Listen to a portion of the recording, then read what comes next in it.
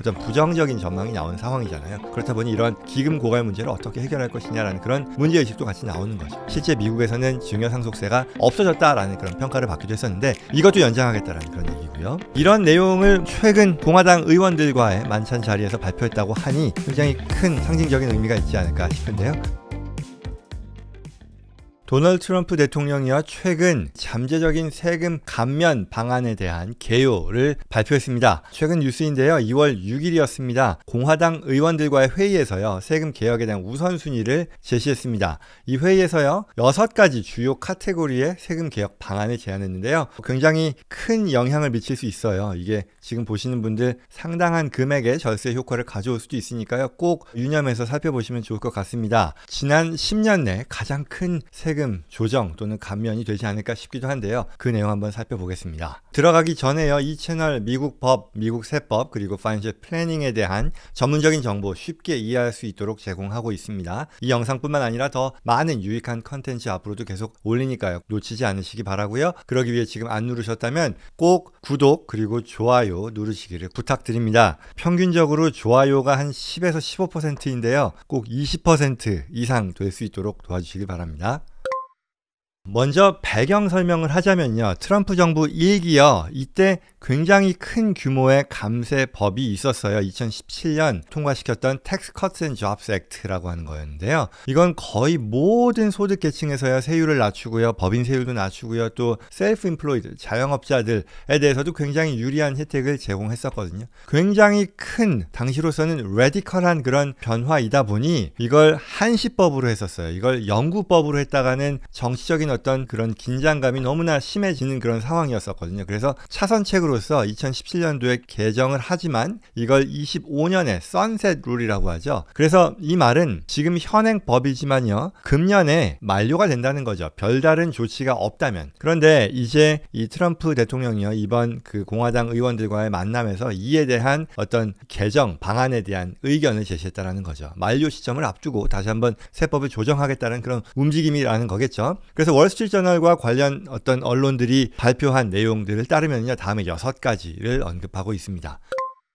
첫 번째는요. 팁, 그 다음에 소셜 시큐리티 베네핏, 그리고 오버타임 임금에 대한 무세금 정책입니다. 이게 대통령 선거 당시에도 몇 차례 나와가지고 관심을 많이 끌었던 그런 내용이죠. 특히 첫 번째로 팁에 대한 과세 폐지요. 이게 뭐 대단히 많은 팁 베이스드로 이 소득을 얻는 그런 사람들에게 영향을 직접적으로 미치는 거잖아요. 근로자들에게. 그래서 파급효가 매우 클 텐데요. 이 팁에 대한 것, 원래 지금 현행 법상으로는요. 근로소득으로 취급돼서 세금이 부과되죠. 지난번 그 네바다였었죠. 라스베가스, 특히 이제 서비스업에 종사하는 사람들이 많은 그 지역에서 유세를 할 때 이 팁에 대한 과세를 폐지하겠다라고 해서 굉장히 큰 반향을 일으키기도 했었는데 이에 대한 언급이 되겠죠. 그래서 아예 과세 대상에서 제외하거나 아니면 팁에 해당되는 소득만큼의 공제를 인정하는 등과 같은 어떤 몇 가지 방안, 뭐 결과적으로는 팁을 비과세하겠다라는 거죠. 그래서 이게 또 예전에도 이와 비슷한 시도가 있긴 했었어요. 2014년도에 테드 크루즈라고 하는 텍사스 상원 의원이죠.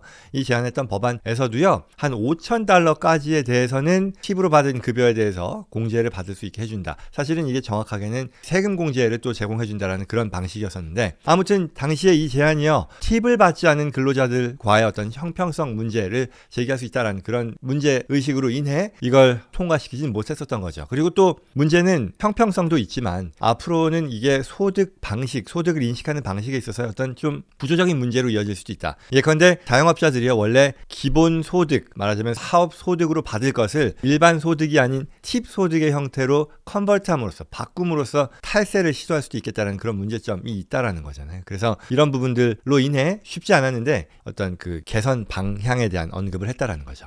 그래서 이게 뭐 어떻게 될지에 대해서는 의견이 분분합니다만 이게 굳이 필요치 않다라고 하는 그런 의견 중에서는 또 대체로 팁 소득에 따라 생활을 하는 사람들이 저임금 근로자들인데 이들의 37%가량이 이미 소득이 너무 낮다 보니 연방소득세 자체를 내지 않기 때문에 이 팁이라는 것에 대해서만 비과세하는 것이 그들에게는 직접적인 이익이 되지 않을 것이다라는 그런 또 분석도 있다는 거죠. 그게 이제 팁 소득에 대한 비과세 안 의견이었었고요. 그 다음에 두 번째는 또 이거 역시도 굉장히 큰 사회적인 반향이 있을 텐데 소셜 시큐리티 인컴에 대한 비과세입니다. 62세 이상이 받는 사회보장연금이죠. 이미 소득세를 내지 않는 계층도 있지만 원칙적으로는요, 이게 소득으로 간주돼서 과세되는 거잖아요. 현재 최고 85%까지 과세 대상이 될 수 있습니다. 그래서 이것 역시도 유세 때 얘기했었던 건데, 트럼프 당시 후보가요, 사회보장연금에 대해서 연방소득세를 전혀 부과하지 않는 방안을 검토하고 있다라고 했었고요. 지금도 이제 검토한다라는 내용을 이 공화당 의원들과의 간담회 자리에서 얘기했었던 거죠. 이렇게 될 경우에는 연간 533억 달러 규모의 세수를 포기하는 것과 같고, 동시에 이제 항상 문제가 되는 거잖아요. 이 사회보장연금 기금에 있어서의 고갈 문제와도 연결될 텐데요. 미국 같은 경우도 2035년 즈음이면 적립금이 바닥난다고 하죠. 지금과 같은 이 상황에서는요. 그리고 이후에는 약속된 연금액의 85% 정도만 지급할 수 있을 것이다라는 어떤 부정적인 전망이 나온 상황이잖아요. 그렇다 보니 이런 기금 고갈 문제를 어떻게 해결할 것이냐라는 그런 문제의식도 같이 나오는 거죠. 따라서 이 부유층인, 상대적으로 부유층이라고 한다면 이런 고령자들이 연금을 비과세로 받을 때 이제 민간 소비가 증가해서 경제에 긍정적인 영향을 줄 수도 있지만, 그만큼 또 젊은이들, 이 그에 대한 다음 세대의 부담으로 이어질 수 있다 보니 이런 것들을 어떻게 해결할 것이냐라는 그런 문제의식도 남을 것이다라는 얘기입니다. 자, 세 번째, 급여와 관련해서는요, 이것도 굉장히 큰 센세이셔널한 그런 내용이 될 텐데, 오버타임, 시간 외 근무죠. 이에 대한 임금을 비과세하겠다라는 겁니다. 이 오버타임이라 그러면 보통 8시간을 넘긴 근무에 대해서 1.5배 임금을 주는 거이죠. 그래서 캘리포니아 같은 경우는 이게 12시간을 초과할 경우에는 더블 타임입니다. 그러니까 2배의 임금을 준다라고도 하죠. 그래서 이게 지금은 이 오버타임에 대해서도 일반 소득과 동일하게 소득세가 부과되지만 이걸 비과세로 전환하겠다라는 얘기죠. 그렇게 되면 근로자들이 어떤 추가 근무를 선택할 만한 동기가 또 커질 수도 있잖아요. 그래서 이걸 통해 트럼프 대통령의 의견은 가장 열심히 일한 사람들에게 혜택을 주겠다는 것을 강조했다는 거죠. 그래서 세금을 깎아줌으로써 이들에 대한 가처분 소득을 늘리겠다는 그런 취지를 밝혔다고 합니다. 근데 역시나 밤새 앞서 말씀드린 두 가지도 마찬가지지만 이걸 시행하면 10년여에 걸쳐서 약 1조 7천억 달러의 세수가 줄어들 수 있다고 추산된다고 하는데요. 정부 지출을 그만큼 또 큰 폭으로 줄이지 않는 이상 막대한 세수 결손이 발생할 텐데 이걸 어떻게 보완할지가 관건이 될 거다라는 그런 지적이 있다고 합니다. 자, 이게 첫 번째 어젠다로서 이 소득세와 관련된 내용이었었고요.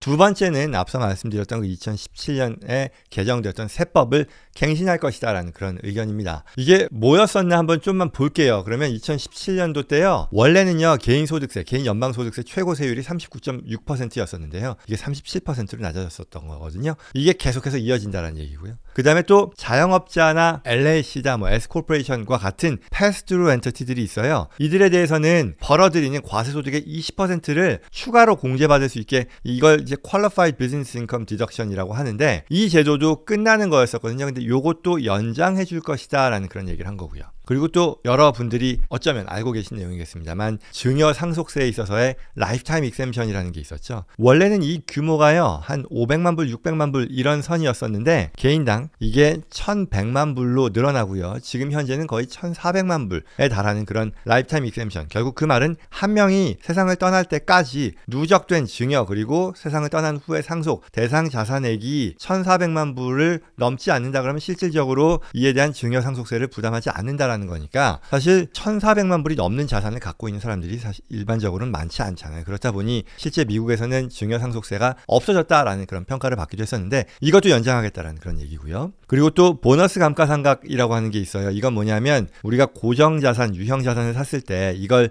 일정 기간, 내용연수라고 하죠, 에 걸쳐서 비용 처리하는 방식인데, 이걸 최대한 당겨서 빨리 인식할 수 있게 해주는 걸 보너스 감가상각이라고 하는데요. 이거 역시도 굉장히 사업체들에게 큰 도움을 제공했던 그런 제도였는데, 이것도 만료가 된 시점에서 연장하겠다는 그런 의사를 발표한 거고요. 그래서 이러한 내용들이 어떻게 보면 기존에 있던 법들, 한시법이지만 25년에 끝나는 법이지만 이걸 그대로 연장하는 거기 때문에 상대적으로 의회 협조는 아주 어렵지는 않지 않을까. 왜냐하면 특히나 또 상하원을 공화당이 차지하고 있는 그런 상황이니까요.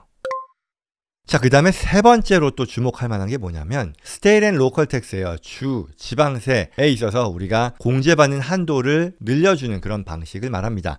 이게요, 우리 개인소득세 신고할 때 아이테마이즈 디덕션 항목으로서 주정부, 로컬 정부에 낸 세금을 연방 소득을 계산할 때 아이테마이즈 디덕션이라고 해서 공제하는데, 이게 당시에 10,000불까지로 줄어들었었거든요. 2018년도에 법이 바뀌면서요. 말하자면 내가 주정부의 소득세를 아무리 많이 내더라도 그 지급액에 대해 10,000불까지만 연방 소득을 줄이는 데 쓸 수 있었던 건데, 이게 너무 좀 형평성 애치중한 나머지 이게 공정하지 않다. 왜냐면 이게 돈 많이 벌어서 세금도 많이 낸 사람한테는 연방 소득세를 줄이는 데 쓸 수 있는 그 스테이트 앤 로컬 텍스도 10,000불 이상이어야 되지 않겠느냐라는 건데요. 특히 이제 캘리포니아, 뭐 뉴욕, 뉴저지와 같은 세율이 높은 주에 거주하는 고소득자들 스테이트 텍스 많이 내잖아요. 그런 것들을 반영해야 되겠다라는 그런 문제의식을 트럼프 대통령이 의견을 냈다라는 그런 얘기죠. 그 다음에 네 번째로 얘기한 건요. 이건 사실 많은 사람들에게 관심이 있을 법한 내용은 아닐 겁니다만 그래도 언급된 내용이니까요. 억만장자로서 이 스포츠팀을 소유한 그런 구단주들이 있죠. 이들에 대한 세제 혜택이 원래 있었는데요. 이걸 제거하겠다라는 그런 발표를 했습니다. 이게 뭐냐면 원래 억만장자들이 스포츠팀을 되게 많이 사들였어요. 이유가 뭐냐면 배경에는요. 이면에는 엄청난 이 세금 공제 구조가 있었거든요. 예컨대 앞서 얘기했던 뭐 보너스 디프리션 그것도 있지만 보통 어떤 자산을 구입하면 그걸 내용 연수에 따라서 감가상각비로 공제한단 말이죠. 그러면 결국 이건 비용으로 인정한다는 건데 스포츠팀을 구입할 때요. 이때 발생한 구입 가액도 역시 이걸 공제해주는 그런 규정법이 있었던 거죠. 사실 따지고 보면 스포츠팀은요. 일반 사업체도 마찬가지겠지만 기계나 건물 같은 것을 샀을 때 발생한 어떤 노후화라는 게 없잖아요. 그러니 감가상각이라는 게 사실 여긴 적용될 이유가 없을 텐데 이걸 감가상각으로 인정해줬던 게 현행 법인데 이게 공정하지 않다라고 해서 없앨 계획이다라는 발표를 했다는 거죠.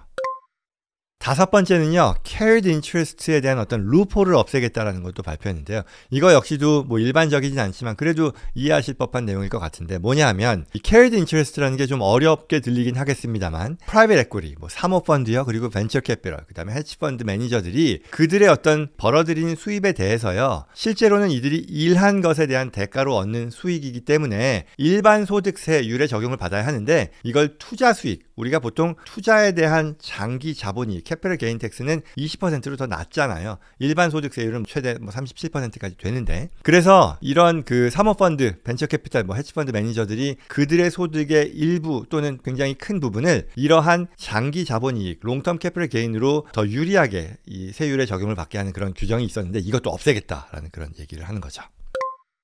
그리고 마지막으로 여섯 번째는요. 마가하고 이어지는 얘기일 텐데요. 미국에서 제조되는 제품에 대해서는 세금을 감면하겠다라는 또 그런 의견 다시 한번 강조하면서 발표했다고 합니다. 뭐 아직까지 구체적인 구조, 세부 방안 나온 건 아니지만요. 미국에서 생산되는 제품 또는 미국에서 서비스를 제공하는 기업에 대한 어떤 세제 혜택을 확대하겠다는 그런 언급이겠죠.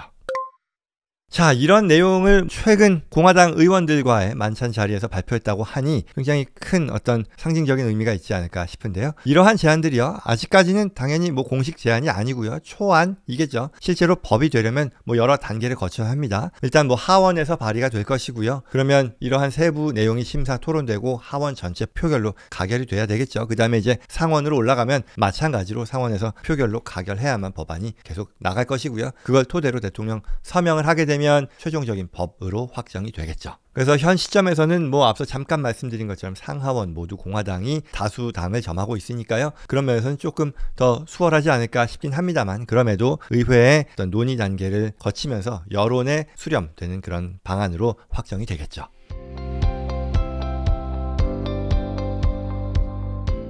그래서 오늘은요. 트럼프 대통령이 최근 발표한 세법 개정과 관련된 의견이 뉴스로 다루어졌기 때문에 그 내용 다뤄봤습니다. 굉장히 큰 영향을 미칠 것이기 때문에 주요한 소식이라고 생각하고요. 도움되었기를 바랍니다. 마지막으로 이런 정보요. 필요한 분들 주변에 많이 계시리라 생각합니다. 이 채널 여러분과 함께 성장하는 채널이고요. 구독과 좋아요 다시 한번 말씀드립니다. 다음에도 꼭 필요한 정보 얻으시기 바랍니다. 그리고 또한 주변 분들께도 이런 유용한 정보들이 잘 전달될 수 있도록 도와주시기를 부탁드립니다. 감사합니다.